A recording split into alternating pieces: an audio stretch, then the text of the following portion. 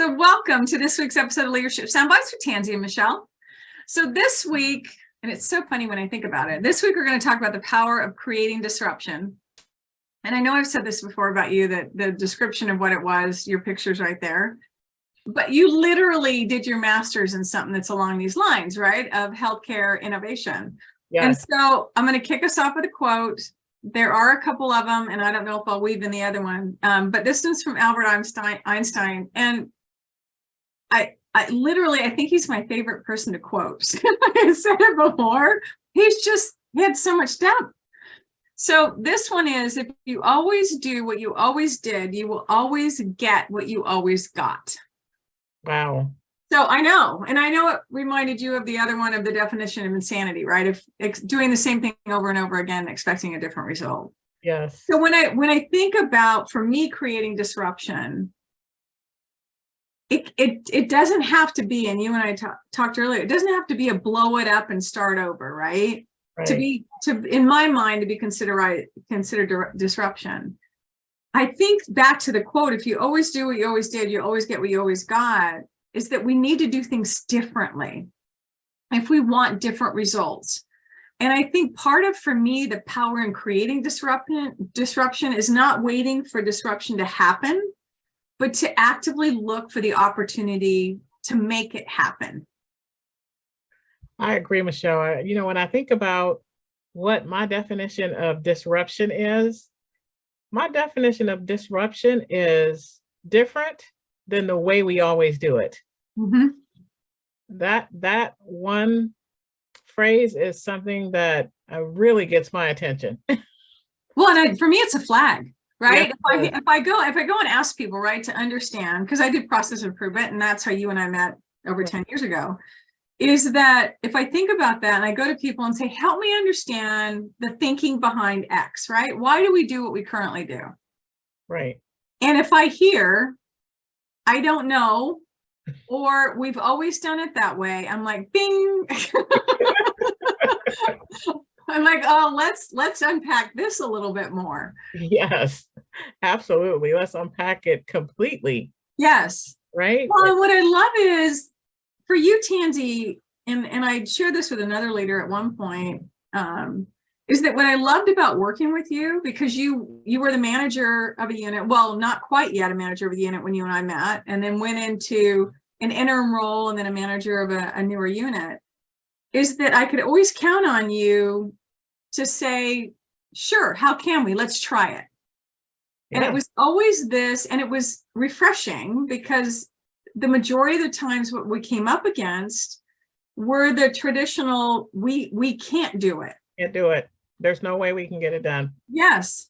Yeah. So I'd love for you to share with people listening a little bit about your experience, if you will, around creating disruption, because it's happened several times. So we're not going to take up like a couple days, but one that stands out for you.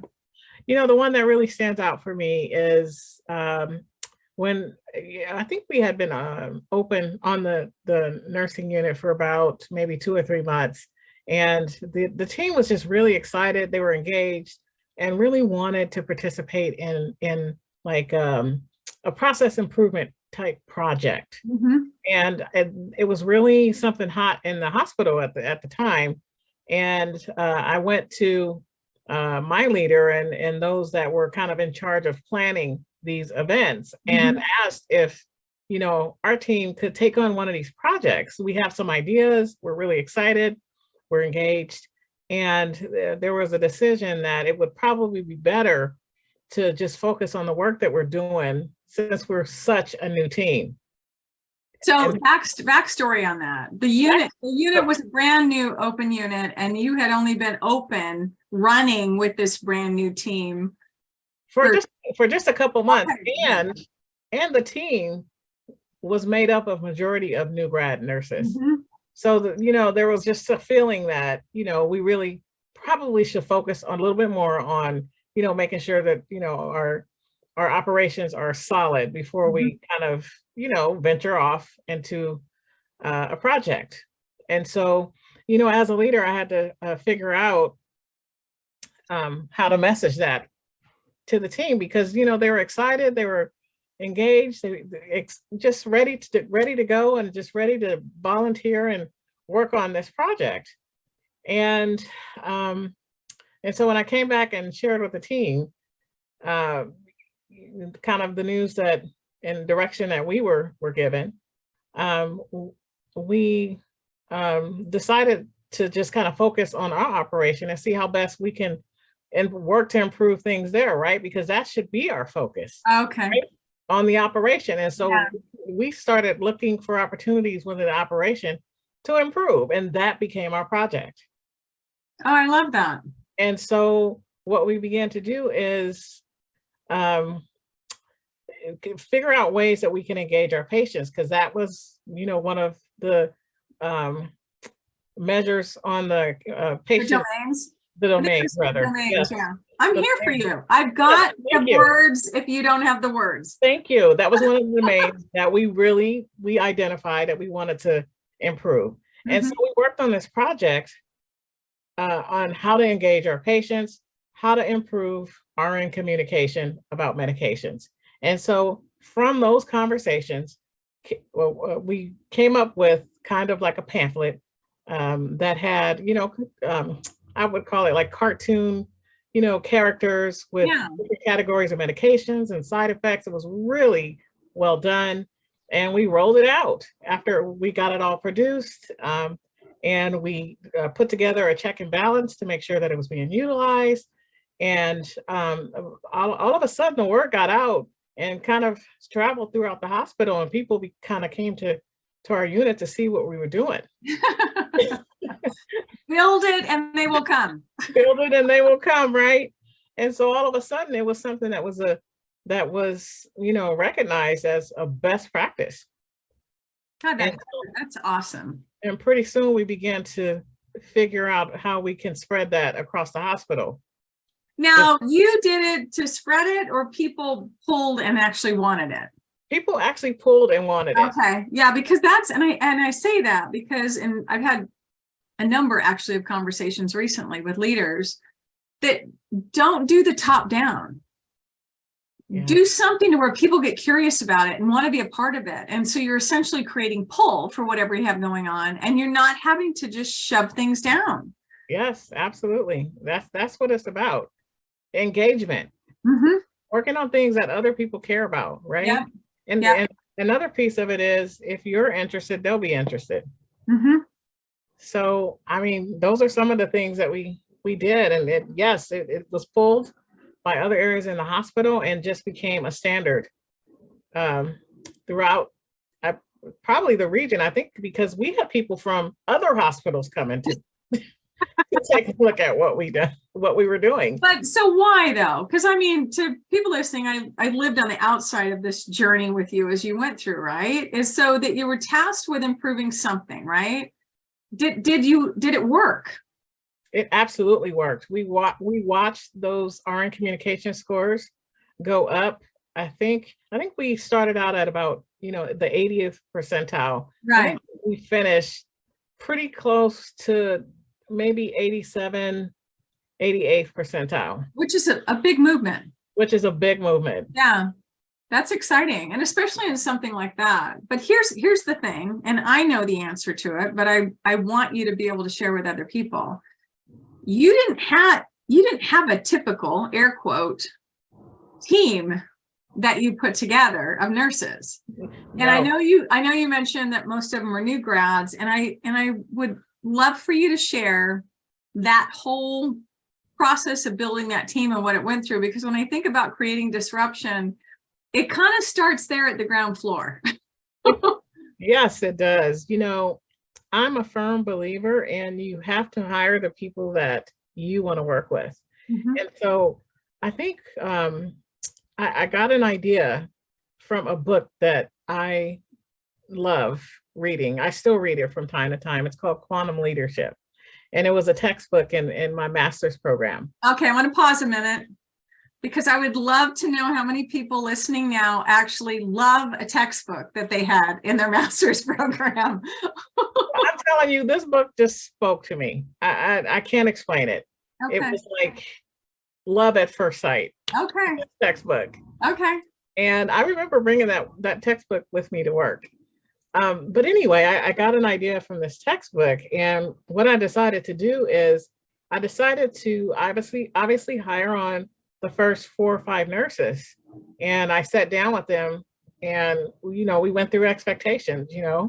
You're going to do this, you're going to do this, you're going to be a leader. How do you feel about that? And so we went through those questions. But once I was able to get all 5 or 6 of those nurses hired, I pulled them together and said, okay, next steps are you're going to do the hiring. And the eyes and the look, it was hilarious. They're like, what? Yeah, you're going to do the hiring. You are going to select the people that you want to work with, right? Because, and that was important. That was an important move because you're building a team and you want people to want to work with each other. There's nothing worse than having somebody on the team that is not quite pulling their weight, right? Yeah. So why don't we make them responsible for selecting their own colleagues? And off they went. They sat down through interviews. After interview, I think we hired at that time, because we did it in phases. I think the first phase was about 50 registered nurses. 50 RNs. Yes. And your team hired, because you did the first 4 or 5. I did first 4 or 5. And so, after they had them all selected, I sat down with them, of course, and, we went through expectations like I described before. And, pretty soon it came time for us to open. And, we lined up the preceptor schedules and the training, all of that. And, it was funny. I remember a few of them coming into my office and saying, hey, I'm not sure if this person's going to make it. I'm not sure. I said, well, say more. What's going on? And so they were going to telling me, all of the measures that weren't being met, just concerns about patient safety, not quite getting it, can't really balance the patient load. And I said, okay, well, those are things that would concern me as well. What are you going to do about it? And of course, the look, like, what? Like, yeah, what are you going to do about it, right? This is your colleague. You have a decision to make. And, it really did provoke thinking. And so I think we decided that they would go back and, give it a little bit more time. And then, if things didn't work out, we can sit down together as a team and talk through some things and figure out what's getting in the way. How can we best support? Not everybody is the same. So yeah, but that's how we did it. And so they hired the entire team.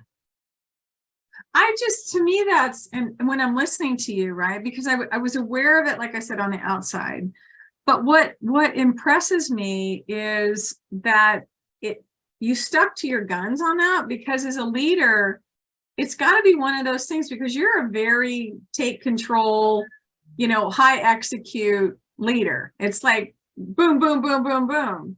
And to be able to pull back and not be the one in charge leading everything, to allow your team to go through that, there's got to be some dialogue that happens with you to be able to stay in that space at times, especially if they're making decisions that you wouldn't necessarily have made.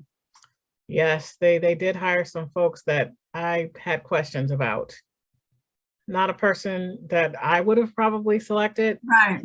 But, at the end of it, wow, I was impressed, because sometimes when you're putting together a team, and this is things that I think about in my head when I'm putting together a team, it's like puzzle pieces, right? People have different strengths and weaknesses. And so you put together a team whose strengths complement each other. And they did a fine job of that. I would say when thinking about the internal conversation that you mentioned, I think as a nurse on the floor, I had the opportunity to work on different teams and watched how hiring was done, watched how teamwork happened, watched how ownership happened or didn't happen. Right. And so I was interested in finding out how could we have a team that owned the operation, that owned the unit, that felt like this was their home. Right. that did not come to work to just get through the 8 hours and said, okay, it's your turn. I'm passing it. I'm leaving. Real ownership. And what I decided was, if the team could hire their colleagues, ownership Hmm. would be the end result. And that's exactly what happened. It's interesting because I think about it, and the questions that come to mind for me, and you know me, I always have questions, is what was the learning cycle like for them, right? So, because I think about the situation where we hired somebody and they're going to come and go, yeah, we need to return them. They're not working out, right?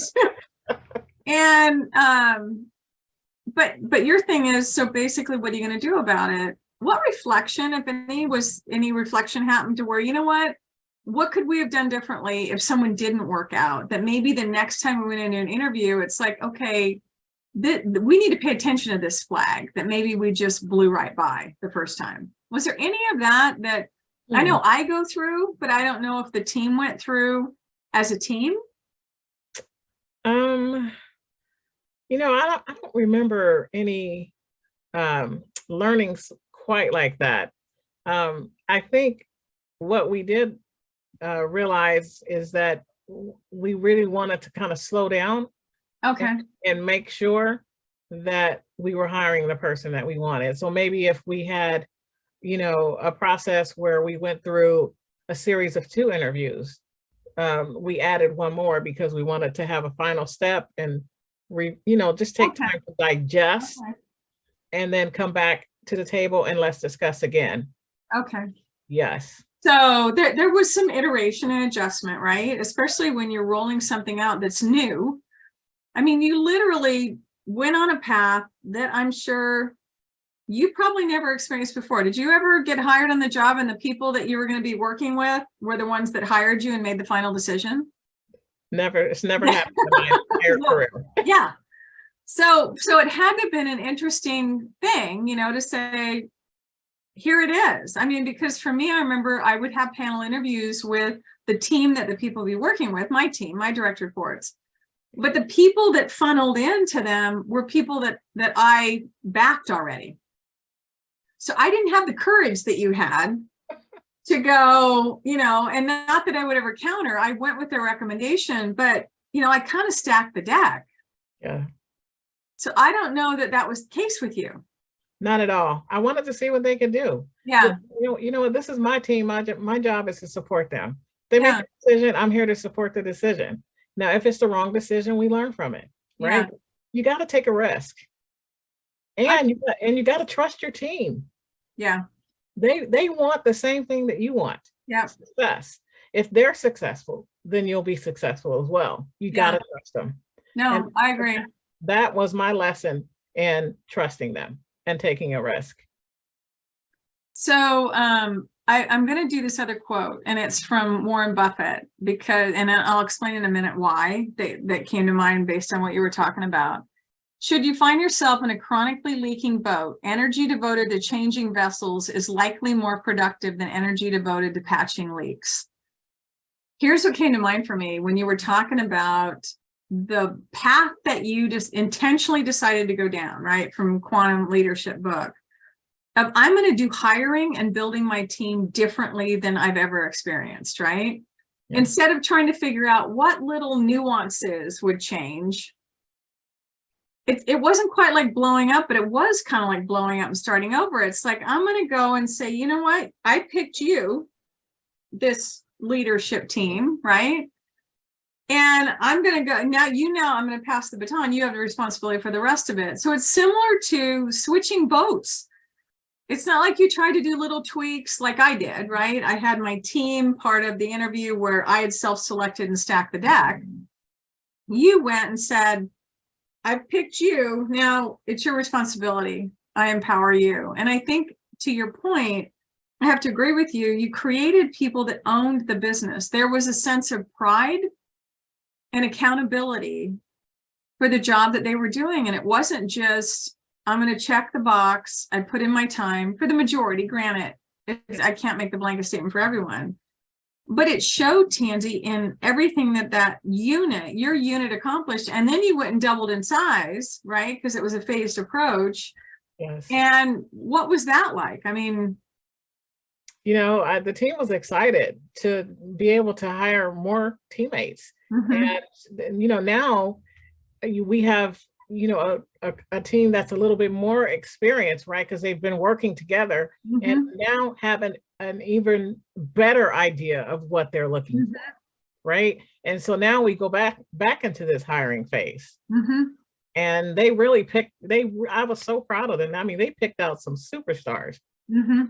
just incredible, like incredible new grad staff. Well, Not, what I loved, oh, go ahead. I was going to say, not necessarily experienced for the Yeah. most part, but new graduate nurses. Incredible. Well, and I think that's another, if we're talking about doing things differently than others do, right? It's disruption. It's not necessarily blow it up and start over, or, all of a sudden I've got a smartphone and before it was the corded phone to the wall, because it can be a number of things. But even that, okay, because there was a belief that we had to limit the number of new grads that we had on our team because they're more work and it's going to be more problems and we don't want to sacrifice patient care. Right. But that's it literally flip it on its head approach that you did, that it's like, let's take people that don't have the bad habits or the mindset to this is the only way we can do it. Right. And give people the opportunity to prove themselves.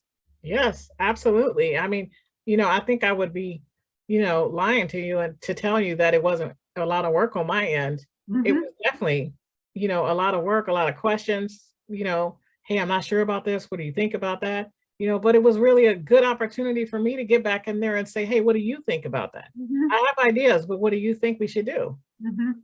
At 3 a.m. And so it gave me the opportunity to jump in and coach and develop them so that they could be leaders and run the unit. Mhm. And it was just an enjoyable experience. I'm still so proud of that team. Yeah, They were all amazing in their own right. I love that. I love it. And you've done similar things as you moved on into other roles. So that's the thing I love too. But that's the first one that I remember you experiencing that way. And when I think about creating disruption, there's plenty of other examples, but again, it would be days on end. But I appreciate just me going back and reliving, because like I said, I was on the outside of that, and just the nuances and the success that unit had. You had 110 nurses. 107, yes. 107 nurses. I was 3 off. I'm so bad. Yeah. 107 nurses on the unit, and they did perform as a team. The EOW scores were good. The employee experience of work. Right. The accomplishments that you did, the attitude was, yeah, let's try it. Yeah, why not? And so I encourage other nurses or other new nursing units or other leaders to consider the approach of hire the people that you would select, that you want on your team, the handful of them, and then let them be in charge of the rest of the team and hiring and bringing them on board. And I love that idea. And it reminds me of the Greatness video by David Marquette. David Marquette was the Navy nuke subcommander. And so on YouTube is like a 12-minute Greatness video. He basically in a nanosecond switched how they were in the military at that time and said he needed to set intent for his team and they could go off and basically run their part of the show. And that's what you did. That's exactly what I did. And So, it worked. Yeah. And it worked. And I talked with them from every now and again, I'll bump into one of them. And, it's really good to see that they also have fond memories of our time together. It was magic. It really was.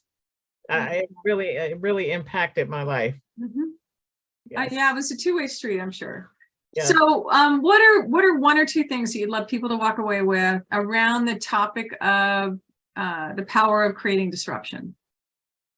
The power of, let me think about that. I think that I would say, I think that my definition, I think, is something that would be good to walk away with. Do it differently than the way you always do it. Mm-hmm. I'm gonna piggyback on that a little bit, because for me, it's like, and I'm gonna go back to the original thing, have an awareness. So if you find yourself in that space, right, that it's like wondering, why do we do it this way? And if the answer is, I don't know, or we've always done it that way, there's an opportunity, especially if you want different outcomes. If everything's great and wonderful and you're high performing, but there's going to be aspects of what you have going on that there's an opportunity to do it differently. Yes. But I think it's having an awareness and ask yourself those questions instead of just doing the same old, same old. Yeah.